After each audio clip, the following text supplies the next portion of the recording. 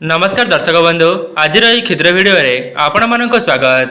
दर्शक बंधु कौन आपण मानक घरे धन जनित समस्या लगी रोचे कि आपण माने अनेक गुड़िए समस्यार सामना करुचंती किंबा चाकरी क्षेत्र में आपण को शुभाशुभ फल मिल पारु नाही किंबा आपण मानक घरे वास्तु जनित किसी समस्या देखा देउछि कि दर्शक बंधु आज भिडियोटी से मानक पई जेउ मानक घरे वास्तु जनित समस्या देखा देउछि किंबा से मानक घरे मन मतांतर कली झगड़ा सदा सर्वदा लगी रहुछि किंतु से माने तांको भाग्य को ही दोष देइथांती जे आमर तो भाग्य ही खराब। किंतु दर्शक बंधु यही भिडियोटी आपण माने संपूर्ण शेष पर्यंत देखंतो। भिडियो माध्यम मु आपण मानको एहार समाधान मध्य जणाइबी। दर्शक बंधु वास्तु नियम एमिति एक नियम अटे जहाँकि प्रत्येक लोक मानक जीवन में बहुत अधिक प्रभाव पकाई थाए। दर्शक बंधु आपण माने यही वीडियो माध्यम एमिति गोटे वास्तु गछ विषय रे जानिबा पई पाइबे जहाँकि आपणक घरर आखपाखरे जदि अचानक उठी जाउछि तेबे आपण माने जानि रखंतो आगामी दिन मानकरे आपणक जीवनर समस्त समस्या दूर हेबा सहित आपणक निकटको धन आसीबार मार्ग खोली जिवो। दर्शक बंधु जदि आपण माने भी चाहूचंती आपणक जीवनर समस्त दुख कष्ट जंत्रणार मुक्ति पाइबा पई तेबे एही विशेष गछटी को आपण माने किभली भावरे आपणक घरे स्थापना करिवे केउ दिन आपणक घरे आनी लगाई पारिबे समस्त विषय रे आज भिडियोटी रे आपण माने जानिबा पई पाइबे। आज्ञा हाँ दर्शक बंधु वैज्ञानिक मत अनुसार यही धला अरख गछर अनेक गुड़िए शुभ फायदा मध्य रही अछि एवं यही अरख गछटी महादेवंकर अत्यंत प्रिय होइथाए। ता सहित आपण माने जानि रखिबा उचित जे यही गछर फलटी जेतेबेले सुखी जाइथाए सेही फलर तुला द्वारा जदि आपण माने महादेवंको गोटिए दीप अर्पण करुचंती तेबे 1000 दीप दान करने सहित समान होइथाए। दर्शक बंधु आपण माने यही पर्यंत भिडियोटी देखि सारिबा परे एहाको स्किप करंतु नाही काहेकि ना भिडियोर आगरे मु आपण मानको धला अरख गछर एमिति किछि चमत्कारी शक्ति विषय रे कहिबा पई जाउछि जाहाकु आपण माने जानि नेबा द्वारा आपणक घरे आनी निश्चय लगाई देबे काहेकि ना एही धला अरख गछर शक्ति ही किछि एमिति रही अछि जेउ व्यक्ति माने एहार परीक्षा करि नेइछन्ति सेमाने तांका जीवन रे धनवान हेबा सहित तांका परिवार को सुख शांति रे रखि पारिछन्ति एवं आपण माने जानिबा पई पाइबे एही गछ को स्थापना करिबार सठिक दिन एवं सठिक समय विषय रे। तेबे आसंतो आउ डेरी न करी आज भिडियोटी को आरंभ करिबा। मु आपण मानक कहि रखुची आपण माने भिडियोर शेष पर्यंत मो सहित जोड़ी होई रुहंतो। एहा पूर्वर जदि आपण माने ए पर्यंत भिडियोटी को लाइक करि नांती भिडियोटी को लाइक करी कमेंट बॉक्स रे ओम नमः शिवाय हर हर महादेव अवश्य लिखिदेवे एवं चैनल टी नुआ थिले चैनल टी को सब्सक्राइब करिदेवे। तेबे दर्शक बंधु आपण माने मो चैनल ले वास्तु जनित बहुत गुड़िए गछ विषय रे मो पूर्वर आपण मानक आगरे आलोचना करि रखिछि जदि आपण माने से सब वीडियो को देखि नाहंती तेबे चैनल टी को प्रवेश करी आपण माने देखि परिबे काहेकि ना प्रत्येक लोक माने वास्तु जनित समस्यार सामना करुचंती एवं अनेक लोक माने वास्तु को बहुत गुरुत्व देइथांती।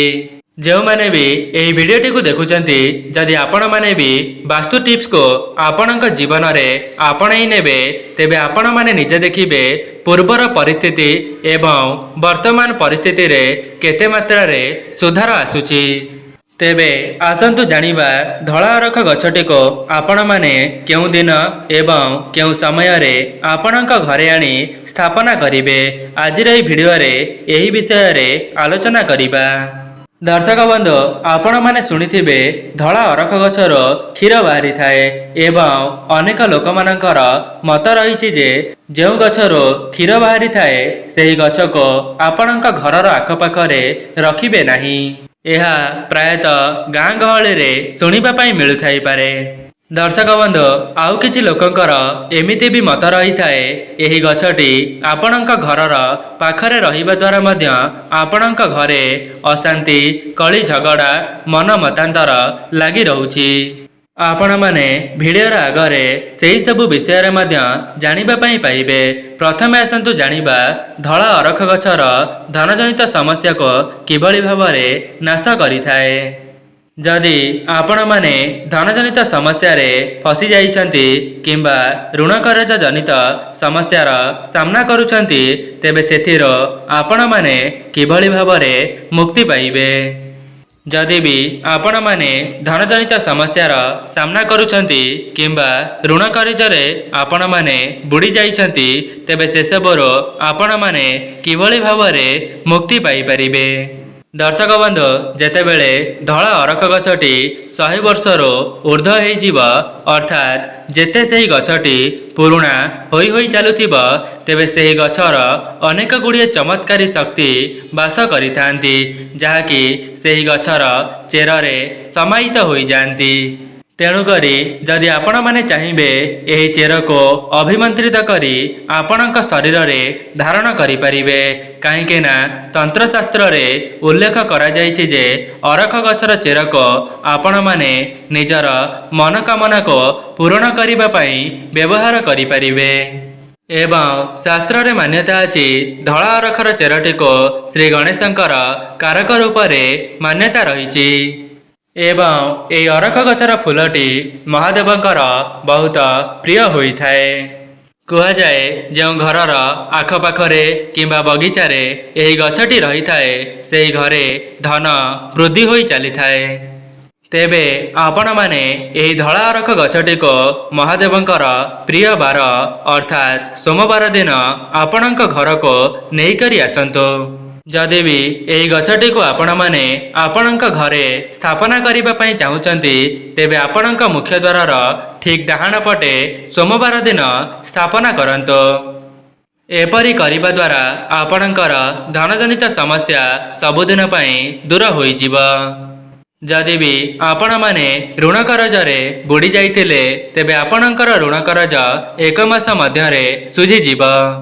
दर्शक बंधु जो मैंने भी यही वीडियोटी को देखुचंती जदि आपणकर विश्वास हेउ नाही तेबे आपणक जीवन रे थरे मात्र यार परीक्षा करी देखंतो।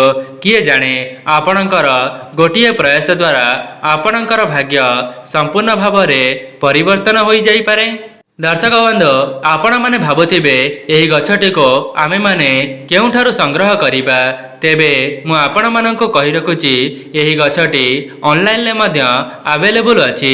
किंतु जदि आपण माने ऑनलाइन लो किनि पारु नाहंती तेबे आपणक घरर आखपाखरे जदि एही गछटी देखिबा को पाउछंती सेही मंजी को आनी कोनोसी छोटिया कुड़िया रे लगाई देबे एवं सेही गछटी बड़ हेबा परे आपणक मुख्य द्वारर डाहाण पाखरे लगाई परिबे। दर्शक बंधु आउ गोटे कथा जदि आपण माने महादेवंक निकटरे अरख फूल को लगाई पारु नाहंती तेबे अरख गछर पत्र को मध्य महादेवंको अर्पण करि परिबे जहा द्वारा आपणक मनरे जहा भी किछि मनस्कामना रही अछि महादेव समस्त मनस्कामनाटी को पूर्ण करिदेबे।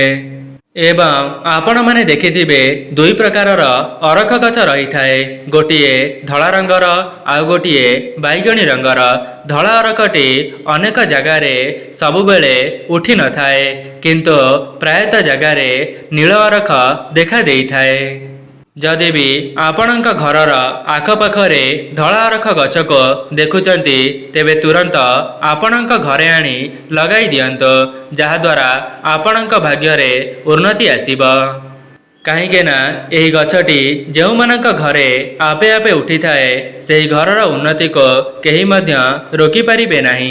सेथिपाई जो माने भी यही वीडियोटी को देखुचंती जदि आपण माने भी आपणक भाग्य उन्नति चाहूचंती एवं धनजनित समस्यार मुक्ति पाइबा पई चाहूथांती तेबे थरे मात्र एही गछटी को आनी आपणक घरे स्थापना करी देखंतो।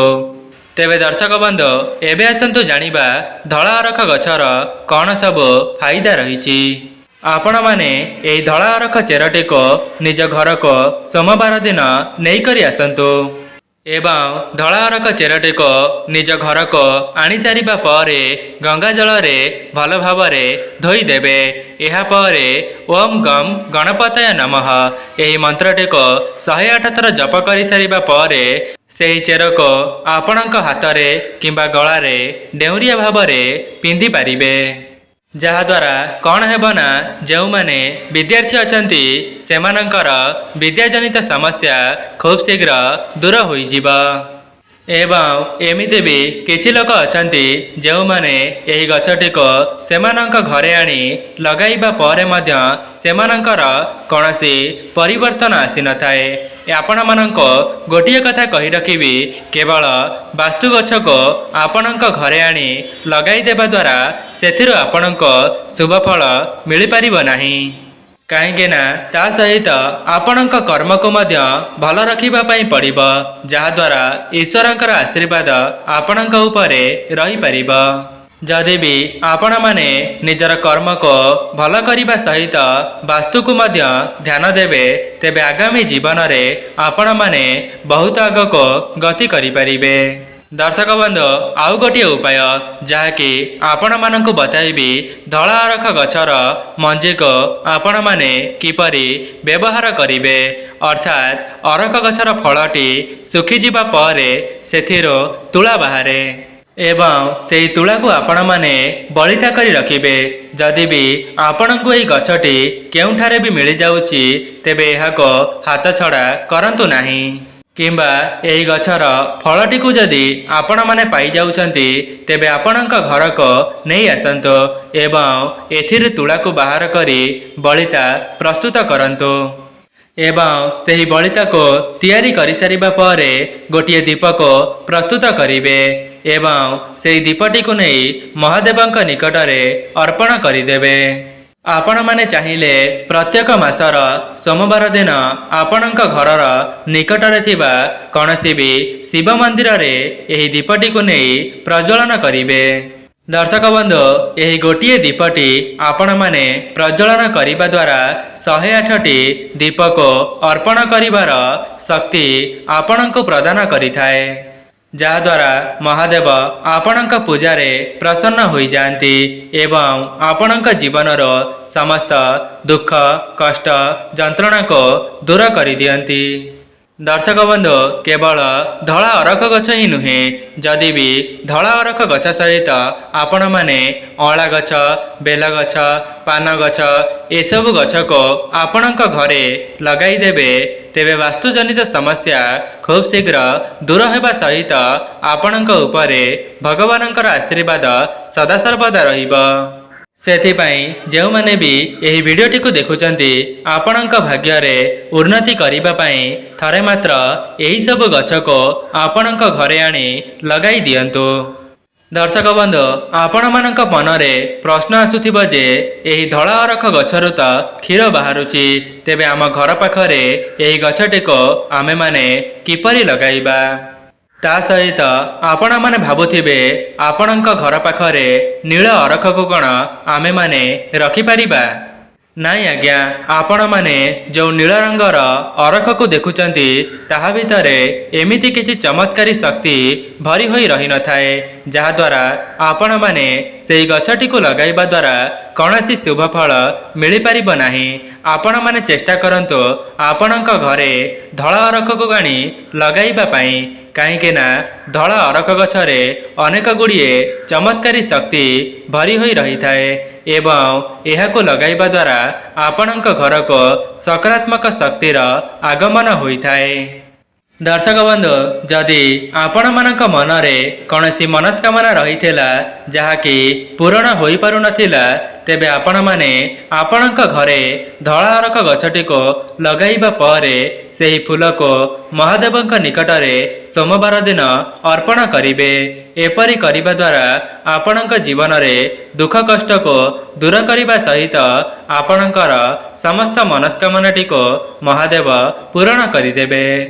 କୁହାଯାଏ ସୋମବାର ଦିନ ଧଳା ଅରଖ ଫୁଲ କିମ୍ବା ଦୁଦୁରା ଫୁଲକୁ ମହାଦେବଙ୍କର ଶିବଲିଙ୍ଗରେ ଅର୍ପଣ କରିବା ଦ୍ୱାରା ଆପଣଙ୍କର 100 ଜନ୍ମର ପାପ କ୍ଷୟ ହୋଇଯାଇଥାଏ। ସେଥିପାଇଁ ଆପଣମାନେ ନିଶ୍ଚିତ ଭାବେ ଆପଣଙ୍କ ଘରେ ଆଣି ଗୋଟିଏ ଧଳା ଅରଖ ଗଛଟିକୁ ସ୍ଥାପନା କରନ୍ତୁ। କାହିଁକି ନା ଆପଣଙ୍କ ମୁଖ୍ୟ ଦ୍ୱାରର ଡାହାଣ ପାଖରେ ଯେମିତି ଆପଣମାନେ ଏହି ଗଛଟିକୁ ଲଗାଇବା ଦ୍ୱାରା ଆପଣଙ୍କ ଘରକୁ ସକାରାତ୍ମକ ଶକ୍ତିର ପ୍ରବେଶ ହୋଇପାରିବ। ଯେମିତି ତୁଳସୀ ଗଛଟି ଆମ ଘରର ସାମ୍ନାରେ ରହିବା ଦ୍ୱାରା ଆମ ଘରକୁ ନକାରାତ୍ମକ ଶକ୍ତି ପ୍ରବେଶ କରିପାରେ ନାହିଁ, ଠିକ୍ ସେହିପରି ଧଳା ଅରଖ ଗଛଟିକୁ ଆପଣଙ୍କ ଘରର ସାମ୍ନାରେ ଲଗାଇବା ଦ୍ୱାରା ଆପଣଙ୍କ ଘରକୁ କୌଣସି ବି ନକାରାତ୍ମକ ଶକ୍ତି ପ୍ରବେଶ କରିପାରିବ ନାହିଁ। ଦର୍ଶକ ବନ୍ଧୁ, ମୋ କଥାରେ କେତେ ସତ୍ୟତା ଅଛି ଆପଣମାନେ ଏହି ଗଛକୁ ଆପଣଙ୍କ ଘରେ ଆଣି ଲଗାଇବା ଦ୍ୱାରା ଆପଣମାନେ ବୁଝିପାରିବେ କି ମୋର କହିବାର ଅର୍ଥ କ'ଣ ଅଟେ ଏବଂ ଆପଣମାନେ ନିଜେ ଦେଖିବେ ଏହାର ଚମତ୍କାରୀ ଶକ୍ତି ଦ୍ୱାରା ଆପଣଙ୍କ ଭାଗ୍ୟରେ କେତେ ମାତ୍ରାରେ ପରିବର୍ତ୍ତନ ଆସୁଛି। ତେବେ ଦର୍ଶକ ବନ୍ଧୁ, ଏହା ଥିଲା ଧଳା ଅରଖ ଗଛର କିଛିଟା ଚମତ୍କାରୀ ଫାଇଦା, ଯାହାକୁ କରିବା ଦ୍ୱାରା ଆପଣମାନେ ଧନବାନ ହୋଇପାରିବେ। ଯଦି ଆପଣମାନଙ୍କୁ ଭିଡ଼ିଓଟି ଭଲ ଲାଗିଥାଏ, ଭିଡ଼ିଓଟିକୁ ଲାଇକ୍ କରି କମେଣ୍ଟ ବକ୍ସରେ ଓମ୍ ନମଃ ଶିବାୟ ହର ହର ମହାଦେବ ଅବଶ୍ୟ ଲେଖିବେ। ଚ୍ୟାନେଲଟିରେ ନୂଆ ଥିଲେ ଚ୍ୟାନେଲଟିକୁ ସବସ୍କ୍ରାଇବ୍ କରିଦେବେ।